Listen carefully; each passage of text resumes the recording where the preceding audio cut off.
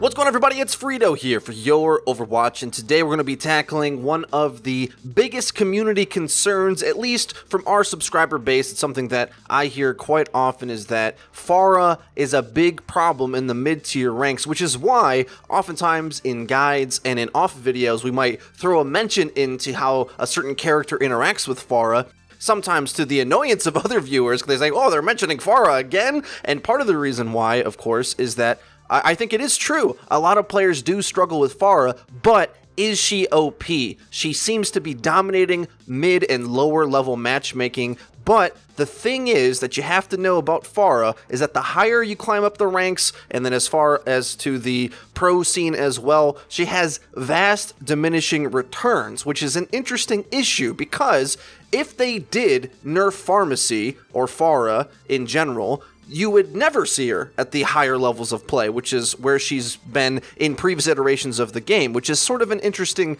concept. I think it's important to realize that if you did get past whatever rank Pharah is very oppressive in, when you rank up, you'll see her less and less as time goes on. And you may not know how much more devastating a really good Genji or a Hanzo can be in comparison to Pharah. But that's not the only examples that I want to give. In the gameplay on screen, you'll see loose examples of playing against and as Pharah that can sort of give a template to the conversation that we're having. And this match in particular, I think, is a very good one, as I'm playing up against a 4-stack who's attempting to play quite well, actually. My first and only death here on defense is when the Pharah-Mercy dives into me and I'm caught out of position. But for the rest of the game, I play much better as a support, especially a single support, avoiding all lines of contact from the action. And anytime I see a threat out in the distance, potentially looking to pounce me, I get the heck out of dodge and make sure that I stay safe behind my team. And of course, that brings me to my first point.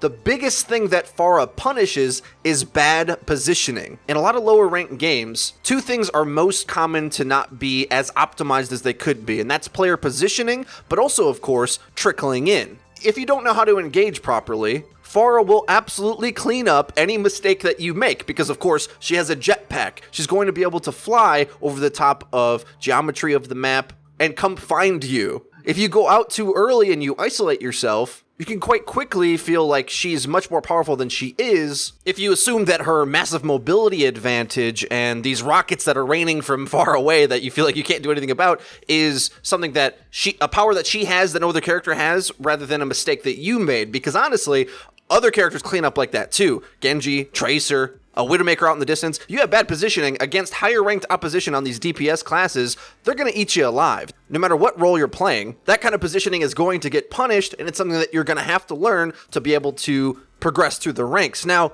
with that being the case, I largely consider and would define Pharah-Mercy, or Pharah, as a skill check type hero. Now, we haven't had a very clear skill check hero example in a while. When the game first launched, Bastion definitely could be considered a skill check hero. But it's interesting to me that the community seemed to wise up to the Bastion tactics much faster than to the Pharah tactics. And my conclusion comes to that maybe as YouTubers, we haven't done a good enough job explaining it, or maybe the skill set to counter Bastion is just a little bit easier than to counter Pharah. Case in point, one thing that you don't want to do is to back off into a hole and allow her to rain space from an angle that can crossfire onto your team. Now, what is a crossfire, of course? Well, when I'm crossfiring as Pharah, that means that I'm on one angle and my teammates are at another, meaning that the lines of sight of our two DPS sources essentially cross out into the distance. And what this does is force defending teams to have a much more active style of play, or a much more disciplined style of defensive play.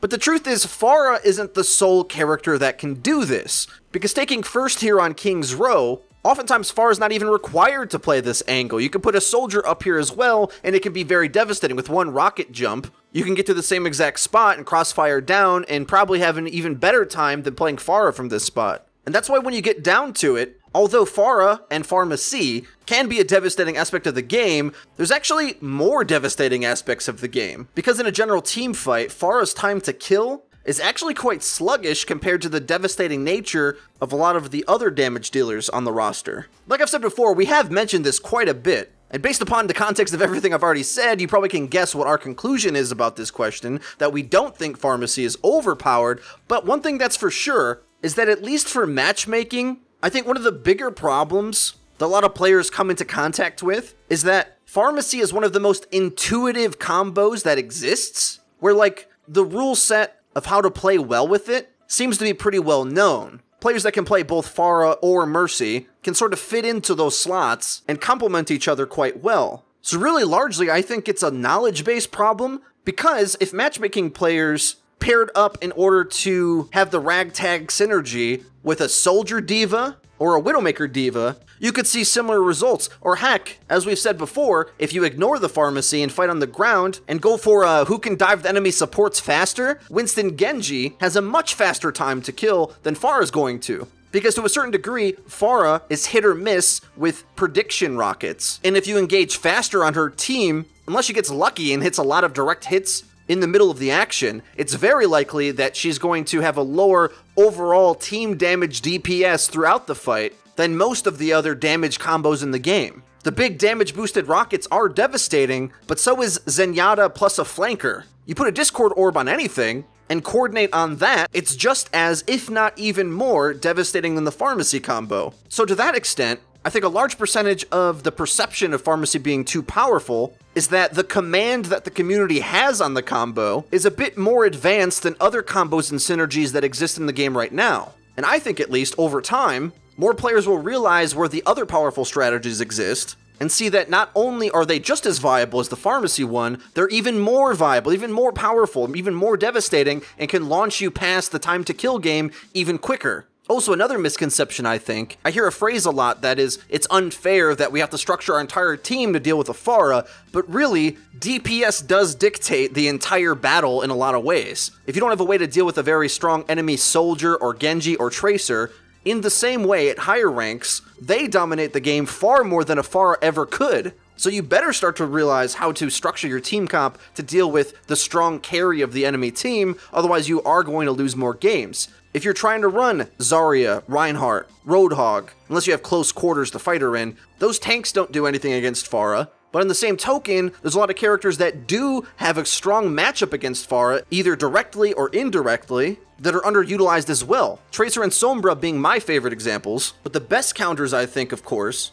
are smart positioning, number one. Strong diva play in particular does the most bang for your buck in a single pick, I think. Even more so than a soldier. For my money, Ana's better at dealing with Pharah than Soldier is, because she deals her damage at infinite range, whereas Soldier kind of needs her to get in much closer. And with that being the case, maybe some Ana players don't know that, it's better to proactively zone out the Pharah than expect to be able to pocket your team once she gets her ground.